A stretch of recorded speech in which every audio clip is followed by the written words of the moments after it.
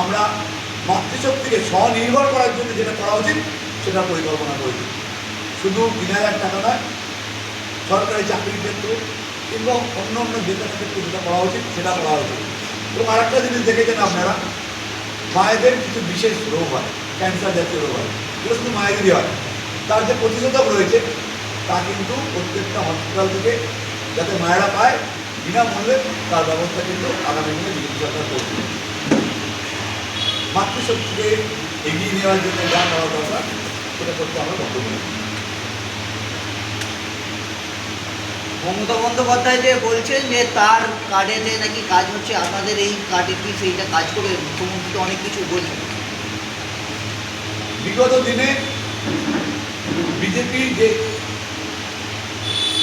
সংকল্প করে সেটা বাস্তবায়ন করে দেখায়।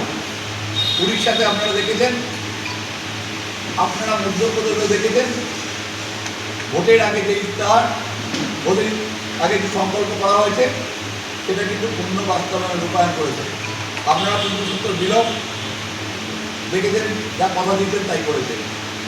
জনহিতে, মানব কল্যাণে, মাতৃশক্তি উন্নয়নে, যুবশক্তিকে কর্মক্ষম করার জন্য যে সমস্ত উদ্যোগ, যে সমস্ত পরিকল্পনা এই সংকল্পপত্রে রয়েছে তার পূর্ণ বাস্তবায়ন বিজেপি সরকার করতে বদ্ধপরিকর।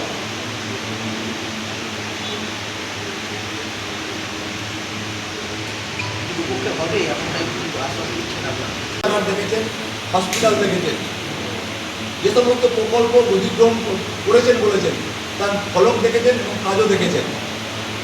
শিউরে টাটার প্রজেক্ট যেখানে হওয়ার কথা ছিল 997 একরের জায়গা দেখেছেন।